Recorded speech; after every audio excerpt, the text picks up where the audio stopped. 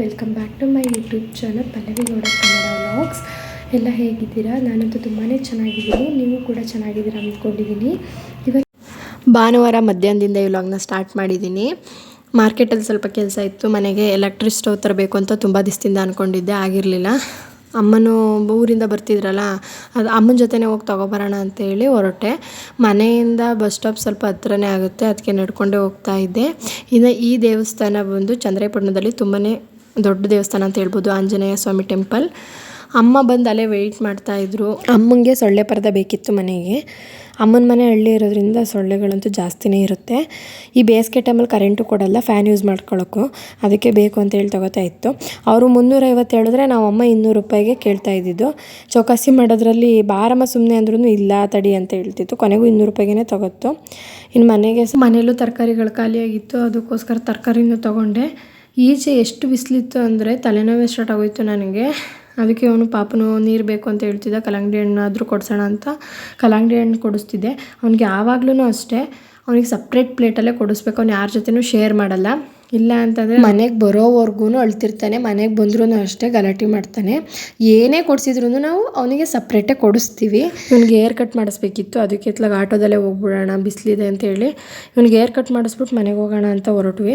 ಇನ್ನೂ ಸ್ವಲ್ಪ ಮನೆಗೆ ಐಟಮ್ ಬೇಕಿತ್ತು, ಬಿಸಿಲಲ್ಲಿ ಆಗಲ್ಲ, ಅವನಿಗೂ ತುಂಬಾ ಸುಸ್ತಾಯ್ತಿತ್ತು ಅಂತೇಳಿ ಹೋಗ್ತಾ ಇದ್ದೀವಿ. ಇವ್ನು ಯಾಕೋ ಏರ್ ಕಟ್ ಮಾಡಿಸ್ಕೊಳ್ಳೋಕೆ ತುಂಬಾ ಗಲಾಟೆ ಮಾಡ್ತಿದ್ದ, ಅಳ್ತಿದ್ದ. ಇದೇ ಫಸ್ಟ್ ಟೈಮ್ ಇವ್ನು ಈ ಥರ ಗಲಾಟೆ ಮಾಡ್ತಿರೋದು. ಸುಮ್ಮನೆ ಕೂತ್ಕೊಂಡು ಏರ್ ಕಟ್ ಮಾಡಿಸ್ಕೊತಿದ್ದವ ಪ್ರತಿ ಸಲ. ಈ ಸರಿ ಏನಕ್ಕೋ ಗೊತ್ತಿಲ್ಲ, ನಿದ್ದೆ ಮಾಡಿರಲಿಲ್ಲ ಅಲ್ಲ ಮಧ್ಯಾಹ್ನ, ಮತ್ತು ಆ ಬಿಸಿಲಲ್ಲಿ ಅವ್ನಿಗೆ ಏನು ಅನ್ನಿಸ್ತೋ ಅದಕ್ಕೆ ತುಂಬಾ ಗಲಾಟೆ ಮಾಡ್ತಿದ್ದ. ಅದಕ್ಕೆ ನಾನೇ ಎತ್ಕೊಂಡು ಕೂರಿಸ್ಕೊಂಡು ಮಾಡಿಸ್ಕೊಬಂದೆ. ಎಲ್ಲ ಕೆಲಸ ಮುಗಿಸ್ಕೊಂಡು ಮನೆಗೆ ಬಂದ್ವಿ. ತುಂಬ ಸುಸ್ತಾಗಿತ್ತು, ಅದಕ್ಕೆ ಒಂದು 10 ನಿಮಿಷ ರೆಸ್ಟ್ ಮಾಡಿಬಿಟ್ಟು ಆಮೇಲೆ ಅಡುಗೆ ಸ್ಟಾರ್ಟ್ ಮಾಡೋಣ ಅಂದ್ಕೊಂಡ್ವಿ. ಇನ್ನು ಈ ಸ್ಟವ್ನೇ ನಾನು ತೊಗೊಬಂದಿದ್ದು ಮನೆಗೆ. ಇದು ಎಲೆಕ್ಟ್ರಿಕ್ ಸ್ಟವ್. ಇದು ಬಂದು ಬ್ರ್ಯಾಂಡ್ ನೇಮ್ ಬಂದು ಗ್ರೀನ್ ಶೆಫ್ ಅಂತ. ಪ್ರೈಸ್ ಬಂದು 5000. ನಾನು 4800 ಕೊಟ್ಟೆ. ಇದು ಏನು ಅಂದರೆ ಆಲ್ ಇನ್ ಒನ್, ಎಲ್ಲ ಥರ ಪಾತ್ರೆ, ಸ್ಟೀಲ್ ಮತ್ತು ಸಿಲ್ವರ್ ಎರಡೂ ಯೂಸ್ ಮಾಡ್ಬೋದು. ಕೆಲವು ಎಲೆಕ್ಟ್ರಿಕ್ ಸ್ಟವ್ ಏನು ಅಂದರೆ ಸ್ಟೀಲ್ ಮಾತ್ರ ಇರುತ್ತೆ, ಇದಾಗಲ್ಲ, ಸಿಲ್ವರು ಸ್ಟೀಲ್ ಎರಡೂ ಯೂಸ್ ಮಾಡ್ಬೋದು. 12 kgವರೆಗೂ ಇದರಲ್ಲಿ ಕುಕ್ ಮಾಡ್ಬೋದು. ಇನ್ನು ನೋಡೋಕ್ಕೂ ಅಷ್ಟೇ ತುಂಬಾ ಫ್ಯಾನ್ಸಿಯಾಗಿತ್ತು, ತುಂಬಾ ಚೆನ್ನಾಗಿತ್ತು. ನನಗೆ ಸೂಟಬಲ್ ಅನ್ನಿಸ್ತು ನನ್ನ ಅಡುಗೆ ಮನೆಗೆ, ನನಗೆ ಅಡ್ಜಸ್ಟ್ ಆಗುತ್ತಿದ್ದು ಅಂತ, ಅದಕ್ಕೆ ನಾನು ಇದನ್ನು ತೊಗೊಂಡು ಬಂದೆ. ಇನ್ನು ಪಾಪು ಅಂತೂ ಏರ್ ಕಟ್ ಆದಮೇಲೆ ಸ್ನಾನಕ್ಕೆ ಹೋಗು ಅಂದರೆ ಕೀಟ್ಲೆ ಮಾಡ್ತಾ ಕೂತಿದ್ದ. ಯಾಕೋ ಏರ್ ಕಟ್ ಅಷ್ಟು ಇಷ್ಟ ಆಗಲಿಲ್ಲ, ಅಮ್ಮನೂ ಹಂಗಂತಿತ್ತು, ಯಾಕೋ ಚೆನ್ನಾಗಿ ಮಾಡಿಲ್ಲ ಈ ಸರಿ ಅಂತ. ಅಳ್ತಿದ್ನಲ್ಲ, ಗಲಾಟೆ ಮಾಡ್ತಿದ್ನಲ್ಲ, ಅದಕ್ಕೋಸ್ಕರ ನಾನು ಅಷ್ಟು ಅಬ್ಸರ್ವ್ ಮಾಡಲಿಲ್ಲ ಅಲ್ಲಿ. ಯಾಕೋ ಏರ್ ಕಟ್ ಅಷ್ಟು ಇಷ್ಟ ಆಗಲಿಲ್ಲ ಒಟ್ಟಿನಲ್ಲಿ. ಇನ್ನು ಕಬಾಬ್ಗೆ ರೆಡಿ ಮಾಡ್ತಿದ್ರು. ಕಬಾಬಿಗೆ ರೆಡಿ ಮಾಡಿ ನೀಟಾಗಿ ಒಂದು ಅರ್ಧ ಗಂಟೆ ನೆನೆಸಿ ಇಟ್ಬಿಟ್ರೆ ಚಿಕನ್ನ ನೀಟಾಗಿ ಬರುತ್ತೆ ಚೆನ್ನಾಗಿ ಕಬಾಬು ಅಂತ ಹೇಳಿ. ಇದನ್ನು ಅಷ್ಟೇ, ಎಲ್ಲ ಯಾವ ಥರ ಮಾಡ್ತಾರೆ ಅದೇ ಥರ. ಕಬಾಬ್ ಪೌಡರು, ಶುಂಠಿ ಬೆಳ್ಳುಳ್ಳಿ ಪೇಸ್ಟು, ಕಾರ್ನ್ಫ್ಲೋರು ಮತ್ತು ಒಂದು ಮೊಟ್ಟೆ ಹಾಕ್ಬಿಟ್ಟು ನೀಟಾಗಿ ಗಂಟಿಲ್ಲದೆ ಇರೋ ಥರ ಅದನ್ನು ರೆಡಿ ಮಾಡ್ಕೋಬೇಕು ಆ ಪೇಸ್ಟ. ಅದಾದಮೇಲೆ ಚಿಕನ್ನ ಹಾಕಿ ನೀಟಾಗಿ ಮಿಕ್ಸ್ ಮಾಡಿ ಒಂದು ಅರ್ಧ ಗಂಟೆ ಅಥವಾ 3/4 ಗಂಟೆ ನೆಂದರೆ ಅದು ಆ ಮಸಾಲೆಯಲ್ಲಿ ಚೆನ್ನಾಗಿ ಅಂಟಿರುತ್ತೆ, ಚೆನ್ನಾಗಿ ಬರುತ್ತೆ ಕಬಾಬು ಅಂತ ಹೇಳಿ. ಅದನ್ನು ರೆಡಿ ಮಾಡಿ ಎತ್ತಿಡ್ತು. ಇನ್ನು ಬಿರಿಯಾನಿಗೂ ಅಷ್ಟೇ. ಇನ್ನು ಬಿರಿಯಾನಿಗೆ ಬಂದರೆ 3/4 kg ಅಷ್ಟು ಚಿಕನ್ಗೆ ಬಿರಿಯಾನಿನ ಮಾಡ್ತಿದ್ದೀವಿ. 4 ದಪ್ಪ ಸೈಜಿಂದ ಈರುಳ್ಳಿ, ಒಂದು 5 ಬೆಳ್ಳುಳ್ಳಿ ಗೆಡ್ಡೆ, ಒಂದು 12 ಮೆಣಸಿನ್ಕಾಯಿ, ಶುಂಠಿ ಮತ್ತು ಸ್ವಲ್ಪ ಅರಿಶಿನ ಸೇರಿಸ್ಕೊಂಡು ರುಬ್ಕೋಬೇಕು. ನೀವು ಚಿಕನ್ ಕ್ವಾಂಟಿಟಿ ಮೇಲೆ ಈ ಮಸಾಲೆನ ಜಾಸ್ತಿನಾದರೂ ಮಾಡ್ಕೊಳ್ಳಿ, ಕಡಿಮೆ ಮಾಡ್ಕೊಳ್ಳಿ. ನಾನಿಲ್ಲಿ 3/4 kg ಚಿಕನ್ಗೆ ಬಿರಿಯಾನಿ ಮಾಡ್ತಿರೋದು. ಇನ್ನು ಒಂದು ಕುಕ್ಕರ್ ಇಟ್ಟು ಅದಕ್ಕೆ ಎಣ್ಣೆ ಹಾಕಿ, ಎಣ್ಣೆ ಕಾದ್ಮೇಲೆ ಸಾಸಿವೆ ಮತ್ತು ಕರಿಬೇವು, ಟೊಮೊಟೊ, 4 ಪೀಸು ಚಕ್ಕೆ, 3 ಲವಂಗ, 3 ಕಾಳುಮೆಣಸು, 1 ಏಲಕ್ಕಿ, ಇಷ್ಟನ್ನು ಹಾಕಿ ಒಗ್ಗರಣೆ ಹಾಕಬೇಕು. ಆಮೇಲೆ ಸೊಪ್ಪು, ಕೊತ್ತಂಬರಿ ಸೊಪ್ಪು, ಮೆಂತ್ಯ ಮತ್ತು ಪುದೀನ, ಈ 3 ಸಣ್ಣದಾಗಿ ಹೆಚ್ಚಿ ತೊಳೆದು ಇಟ್ಕೊಂಡಿರಬೇಕು. ಇದನ್ನು ಅಷ್ಟೇ ಒಗ್ಗರಣೆಗೆ ಹಾಕಬೇಕು.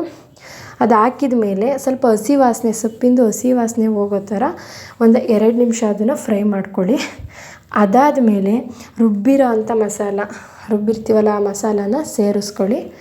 ಅದ್ರ ಜೊತೆಗೆ ಬಿರಿಯಾನಿ ಪೌಡರು, ನಾವು ಯಾವುದನ್ನು ತೊಗೊಬಂದಿರ್ತೀವಲ್ಲ ಬಿರಿಯಾನಿ ಪೌಡರ್, ನಾನು ಯಾವುದೇ ರೀತಿ ಮನೆಯದನ್ನು ಯೂಸ್ ಮನೆಯಲ್ಲೇ ಬಿರಿಯಾನಿ ಪೌಡರ್ ಏನೂ ಮಾಡಲ್ಲ, ಈಚೆಯಿಂದನೇ ತೊಗೊಬರ್ತೀವಿ. ಒಂದು 10 ರೂಪೀಸ್ದಾದರೆ ಸಾಕು ಅದು ಪೌಡರು, ತುಂಬ ಜಾಸ್ತಿ ಹಾಕ್ಬಾರ್ದು, ಫ್ಲೇವರ್ಗೆ ಅಷ್ಟೇ ಅದನ್ನು ಯೂಸ್ ಮಾಡಬೇಕು. ಅದನ್ನು ಮಿಕ್ಸ್ ಮಾಡಿ ಚೆನ್ನಾಗಿ ಆ ಮಸಾಲೆ ಕುದ್ದ ಮೇಲೆ ಅದಕ್ಕೆ ಚಿಕನ್ನ ಸೇರಿಸ್ಕೊಳ್ಳಿ. ಈ ರೆಸಿಪಿನ ಒಂದ್ಸರಿ ಟ್ರೈ ಮಾಡಿ, ತುಂಬಾ ಚೆನ್ನಾಗಿರುತ್ತೆ. ನಾವು ಅಮ್ಮ ಅಂತೂ ಬಂದಾಗೆಲ್ಲ ನಮಗೆ ಬಿರಿಯಾನಿನೇ ಇಷ್ಟ. ಬಿರಿಯಾನಿ ಮಾಡಿಸ್ತೀನಿ ಅಮ್ಮ ಬಂದಾಗೆಲ್ಲ ಮನೆಗೆ. ಇನ್ನು ಇವನು ಅಷ್ಟೇ, ಅಮ್ಮಗೆ ಸ್ವಲ್ಪ ಕಾಫಿ ಇಟ್ಕೊಟ್ಟೆ. ಅಮ್ಮನೂ ಮತ್ತು ಪಾಪನು ಕಾಫಿ ಕುಡಿತಾ ಅಡುಗೆ ಮಾಡ್ತಾಯಿದ್ವಿ. ಇನ್ನು ಅದು ಇದಾದಮೇಲೆ ನೀಟಾಗಿ ಒಂದು ಕುದ್ದಾದಮೇಲೆ ಅದಕ್ಕೆ ಅಕ್ಕಿನ ತೊಳೆದಿಟ್ಟಿರೋ ಅಂಥ ಅಕ್ಕಿನ ಸೇರಿಸ್ಕೊಳ್ಳಿ. ಇಲ್ಲಿ ನಾನು ಬುಲೆಟ್ ರೈಸ್ನ ಯೂಸ್ ಮಾಡ್ತಿದ್ದೀನಿ. ಯಾವ್ದು ಅಕ್ಕಿ ಆದ್ರೂ ಸರಿ, ಡಿಪೋ ಅಕ್ಕಿನ ಬಿಟ್ಟು ಸಣ್ಣ ಅಕ್ಕಿಗಳಲ್ಲಿ ಯಾವುದಾದ್ರೂ ಯೂಸ್ ಮಾಡಿ.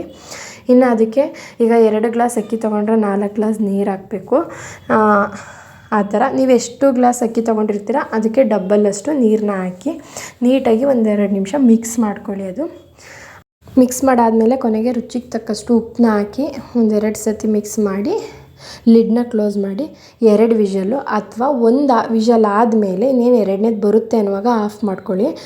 ಸ್ವಲ್ಪ ಚಿಕನ್ನ ಯಾಕೆ ಅಂತಂದರೆ ಮಸಾಲೆಯಲ್ಲಿ ಬೇಯಿಸ್ಕೊಂಡಿರ್ತೀವಿ ಮೊದಲೇ, ಬಾಯ್ಲರ್ ಕೋಳಿ ಬೇಗನೆ ಬೆಂದೋಗಿರುತ್ತೆ. ಹಾಗಾಗಿ 2 ವಿಷಲ್ ಆದಮೇಲೆ ಅಥವಾ 1 ಇನ್ನೇನು 2ನೇದು ಬರುತ್ತೆ ಅನ್ನುವಾಗ ಆಫ್ ಮಾಡ್ಕೊಳ್ಳಿ. ತುಂಬಾ ಚೆನ್ನಾಗಿ ಬಂದಿರುತ್ತೆ. ಈ ರೆಸಿಪಿನ ಒಂದ್ಸರಿ ಟ್ರೈ ಮಾಡಿ. ನಾಟಿ ಸ್ಟೈಲ್ ಅಂತಲೇ ಹೇಳ್ಬೋದು. ಯಾವುದೇ ಎಕ್ಸ್ಟ್ರಾ ಮಸಾಲ ಜಾಸ್ತಿ ಹಾಕಿ ಅಥವಾ ಎಣ್ಣೆಲಿ ಫ್ರೈ ಮಾಡಿ ರುಬ್ಕೊಂಡು ಹಾಕೋದಾಗಲಿ ಏನೂ ಇಲ್ಲ. ತುಂಬಾ ಚೆನ್ನಾಗಿರುತ್ತೆ ಈ ರೆಸಿಪಿ. ಒಂದ್ಸರಿ ಟ್ರೈ ಮಾಡಿ, ಹೇಗೆ ಅನ್ನಿಸ್ತು ಅಂತ ಹೇಳಿ ಕಮೆಂಟ್ ಕೂಡ ಮಾಡಿ. ಈ ವಿಡಿಯೋ ಇಷ್ಟ ಆದರೆ ಪ್ಲೀಸ್ ಒಂದು ಲೈಕ್ನು ಮಾಡಿ. ಯಾರೆಲ್ಲ ಇನ್ನೂ ನನ್ನ ಚಾನಲ್ನ ಸಬ್ಸ್ಕ್ರೈಬ್ ಆಗದೆ ನೋಡ್ತಿದ್ದೀರಾ ಪ್ಲೀಸ್ ಒಂದು ಸಬ್ಸ್ಕ್ರೈಬ್ ಆಗಿ ಪಕ್ಕದಲ್ಲಿರೋ ಬೆಲ್ಲೈಕನ್ನ ಕ್ಲಿಕ್ ಮಾಡಿ. ಪ್ಲೀಸ್ ಸಪೋರ್ಟ್ ಮಾಡಿ ಅಂತ ಹೇಳ್ತೀನಿ. ನಿಮ್ಮ ಸಪೋರ್ಟ್ ನನಗೆ ತುಂಬಾ ಮುಖ್ಯ ಆಗುತ್ತೆ. ಪ್ಲೀಸ್ ಇನ್ನೂ ಯಾರೆಲ್ಲ ಚಾನಲ್ನ ಸಬ್ಸ್ಕ್ರೈಬ್ ಮಾಡಿಲ್ಲ ಈಗಲಾದರೂ ಸಬ್ಸ್ಕ್ರೈಬ್ ಮಾಡಿ. ಈಗ 21 ಜನ ಇದ್ದಾರೆ. ಈ ವಿಡಿಯೋ ಆದಮೇಲೆ ನಿಜವಾಗ್ಲೂ ನೋಡ್ತೀನಿ ಎಷ್ಟು ಜನ ಆಯ್ತಾರೆ ಅಂತ. ಪ್ಲೀಸ್ ಈ ವಿಡಿಯೋ ಹೇಗೆ ಅನ್ನಿಸ್ತು ಅಂತಲೂ ಕಮೆಂಟು ಮಾಡಿ. ಇನ್ನು ಅಮ್ಮನ ಜೊತೆ ಮಾತಾಡಿಕೊಂಡು ಅಡುಗೆ ಮಾಡ್ತಿದ್ವಿ. ಇವನಂತೂ ಕಬಾಬ್ ಬೇಕು, ನನಗೆ ಕಬಾಬ್ ಬೇಕು ಅಂತ ಹೇಳ್ಬಿಟ್ಟು ಹಠ ಮಾಡ್ತಿದ್ದೆ. ಏನಾದರೂ ಬೇಕು ಅಂತಂದ್ರೆ ಹಿಂಗೇನೆ ಎಲ್ಲಿರ್ತಾನೆ ಅಲ್ಲಿ ಬಿದ್ದು ಒದ್ದಾಡ್ಬಿಡ್ತಾನೆ. ಅದಕ್ಕೆ ಅಮ್ಮ ಹತ್ಲಾಗ ಬೇಗ ಮಾಡೋಣ, ಇಲ್ಲಾಂದ್ರೆ ಇವ್ನು ಕಾಟ ತಡೆಯೋಕ್ಕಾಗಲ್ಲ ಅಂತೇಳಿ ಕಬಾಬ್ನು ಮಾಡೋಕ್ಕೆ ರೆಡಿ ಮಾಡಿಕೊಂಡು. ಏನಂತಂದರೆ ಅಕ್ಕ ನನಗೆ ಫೋನ್ ಮಾಡ್ದಲ್ಲೇ ಹೇಳ್ದಲ್ಲೇ ಸಡನ್ನಾಗೆ ಬಂದಳು. ಸರ್ಪ್ರೈಸ್ ಆಯಿತು. ಎಲ್ಲ ಒಟ್ಟಿಗೆ ಸೇರಿದಂತೂ ಖುಷಿನೂ ಆಯಿತು. ಇನ್ನು ನಮ್ಮ ಪಾಪಗಂತೂ ಅವ್ರ ಅಮ್ಮ ಬಂದಿರೋದೇ ಖುಷಿ. ಯಾಕೆಂದರೆ ಕರ್ಕೊಂಡೋಗ್ಬಿಡ್ತಾಳೆ ಅಂತ. ಅಮ್ಮನ ಬಿಟ್ಟಿರಲ್ಲ. ಹಂಗೂ 2 ತಿಂಗಳು ನನ್ನ ಜೊತೆ ಇದ್ನಲ್ಲ, ಅವ್ರ ಅಮ್ಮನ ನೋಡಿದ ತಕ್ಷಣ ಖುಷಿ ಆಯಿತು ಸಖತ್ತು. ಹೆಂಗೆ ಡ್ಯಾನ್ಸ್ ಎಲ್ಲ ಮಾಡ್ತಿದ್ದೆ ಅವ್ರ ಅಮ್ಮ ಬಂದಿರೋದಕ್ಕೆ. ಇನ್ನು ಇವಳು ಬಂದು ನಮ್ಮ ಭಾವನ ತಮ್ಮನ ಮಗಳು ಧನ್ಯಾ ಅಂತ. ಎಷ್ಟು ಕ್ಯೂಟ್ ನೋಡಿ ಅವಳು. ಆಮೇಲೆ ಏನು ಅಂದರೆ ಸಬ್ಸ್ಕ್ರೈಬ್ ಮಾಡಿ, ಒಂದು ಮಿನಿ ಲಾಗಲ್ಲಿ ನಮ್ಮ ಪಾಪು ಹೇಳಿದ್ದೆ ಸಬ್ಸ್ಕ್ರೈಬ್ ಮಾಡಿ ಲೈಕ್ ಮಾಡಿ ಅಂತ. ಅದನ್ನು ಹೇಳ್ಕೊಡ್ತಿದ್ದೀನಿ. ಅವಳು ಹೇಳಲಿ ಅಂದರೆ ಅವನೇ ಹೇಳ್ತೀನಿ, ನಾನೇ ಹೇಳ್ತೀನಿ ಅಂತ ಹೇಳ್ತಿದ್ದ. ಇನ್ನು ಇವರಿಬ್ಬರು ಅವ್ರ ಮನೇಲಿದ್ದರೆ ಎಷ್ಟು ಗಲಾಟೆ ಮಾಡ್ತಾರೆ ಅಂದರೆ, ಅವಳು ವಸ್ತುನ ಇವನು ಮುಟ್ಟಕ್ಕೆ ಬಿಡಲ್ಲ, ಇಲ್ಲ ಇವನು ವಸ್ತುನ ಅವಳು ಮುಟ್ಟೋದಕ್ಕೆ ಬಿಡಲ್ಲ. ತುಂಬಾ ಜಗಳ ಆಡ್ತಾರೆ. ಅದು ಕಚ್ಚಿಬಿಡ್ತಾರೆ, ಪರ್ಚ್ಕೋತಾರೆ, ಕಚ್ಚುತ್ತಾರೆ. ಅಷ್ಟು ಗಲಾಟೆ, ಅಷ್ಟು ಜಗಳ ಮಾಡ್ತಾರೆ. ಅದೇ ಈ ಥರ ಏನಾದರೂ ನಮ್ಮ ಮನೆಗೆ ಬಂದಾಗ ಅಥವಾ ಅಜ್ಜಿ ಊರಿಗೆ ಹೋದಾಗ, ಇಲ್ಲ ಅವಳು ಅಜ್ಜಿ ಊರಿಗೆ ಹೋದಾಗ ಒಂದು ವಾರ 8 ದಿವಸ ಈ ಥರ ಒಂದು ಸ್ವಲ್ಪ ಗ್ಯಾಪ್ ಆದಾಗ ಏನಾಗುತ್ತೆ, ಸಡನ್ನಾಗಿ ನೋಡಿಬಿಟ್ರೆ ಅಷ್ಟೇ ಪ್ರೀತಿ. ಏನೋ ಬಿಟ್ಟೇ ಇರಲ್ವೇನೋ ಇವರಿಬ್ಬರು ಅನ್ನೋ ಥರ. ಬಂದ ತಕ್ಷಣ ಇವನು ಕಬಾಬ್ನ ಫಸ್ಟ್ ಹೋಗಿ ತಿನ್ನಿಸಿದ್ದು. ಅವ್ರ ಅಣ್ಣಂಗೂ ಸಹ ಅವ್ನು ತಿನ್ನಿಸ್ಲಿಲ್ಲ, ತೊಗೊಂಡೋಗಿ ತಿನ್ನಿಸಿದ್ದು. ಅವಳು ಇವನಿಗೆ ತಿನ್ನಿಸಿದ್ದು. ಎಷ್ಟು ಏನೋ ಹಿಂಗೆ ಇರ್ತಾರೆ, ಏನೋ ಜಗಳನೇ ಆಡಲ್ವೇನೋ ಇವರಿಬ್ಬರು ಅನ್ನೋ ಥರ ಇರ್ತಾರೆ. ಇನ್ನು ಬಿರಿಯಾನಿ ಇದು ಲಾಸ್ಟ್ ಕ್ಲಿಪ್. ಯಾಕೆಂದರೆ ಮರ್ತುಬಿಟ್ಟೆ. ಇನ್ನು ಭಾವ ಅಕ್ಕವರೆಲ್ಲ ಬಂದಿದ್ದರು. ಓಪನ್ ಮಾಡಿದಾಗ ತೋರಿಸ್ಬೇಕಿತ್ತು, ಮರ್ತುಬಿಟ್ಟೆ. ಅದಕ್ಕೋಸ್ಕರ ಕೊನೆಗೊಂದು ಕ್ಲಿಪ್ನ ಆ್ಯಡ್ ಮಾಡಿದ್ದೀನಿ. ತುಂಬಾ ಚೆನ್ನಾಗಿ ಬಂದಿತ್ತು ಬಿರಿಯಾನಿ. ಒಂದು ಸಾರಿ ಈ ರೆಸಿಪಿನ ಟ್ರೈ ಮಾಡಿ ನೋಡಿ, ನಿಮಗೂ ಕೂಡ ಇಷ್ಟ ಆಗುತ್ತೆ. ತುಂಬಾ ಚೆನ್ನಾಗಿ ಬರುತ್ತೆ. 10 ನಿಮಿಷದಲ್ಲಿ ನೀಟಾಗಿ ಚಿಕನ್ ಬಿರಿಯಾನಿನ ಮಾಡ್ಕೋಬೋದು. ಇನ್ನಂತೂ ಫ್ಯಾಮಿಲಿ ಜೊತೆ ಈ ಥರ ಊಟ ಮಾಡಿ ತುಂಬ ತಿಂಗಳುಗಳಾಗಿತ್ತು. ಎಲ್ಲ ಒಟ್ಟಿಗೆ ಸೇರಿ ತುಂಬ ತಿಂಗಳಾಗಿತ್ತು. ಯಾಕೆ ಅಂತಂದರೆ ಎಲ್ಲರಿಗೂ ಅವ್ರವ್ರದ್ದೇ ಆದಂಥ ಕೆಲಸಗಳಿರುತ್ತೆ. ಇನ್ನು ಮಕ್ಕಳು ಅಷ್ಟೇ ಎಂಜಾಯ್ ಮಾಡ್ತಾ ಊಟ ಮಾಡ್ತಿದ್ರು. ಇದರಲ್ಲಿ ನನ್ನ ಹಸ್ಬೆಂಡ್ ಒಬ್ಬರು ಮಿಸ್. ಯಾಕೆ ಅಂತಂದರೆ ಅವ್ರಿಗೆ ಸ್ವಲ್ಪ ಕೆಲಸ ಇತ್ತು, ಹಾಗಾಗಿ ಅವರು ಹೊಲದ ಹತ್ರ ಹೋಗಿದ್ದರು. ಇನ್ನು ನಮ್ಮ ಪಾಪನೂ ಅಷ್ಟೇ ಬಿರಿಯಾನಿ ಹೇಗಿತ್ತು ಅಂದರೆ ತುಂಬ ಚೆನ್ನಾಗಿತ್ತು ಅಂತ ಎಲ್ಲ ಹೇಳ್ತಾ ಇದ್ದ. ಈ ನನ್ನ ಫ್ಯಾಮಿಲಿ ನಿಮ್ಗೆ ಇಷ್ಟ ಆದರೆ ಪ್ಲೀಸ್ ನನ್ನ ಚಾನಲ್ನ ಸಬ್ಸ್ಕ್ರೈಬ್ ಮಾಡಿ. Thank you for watching.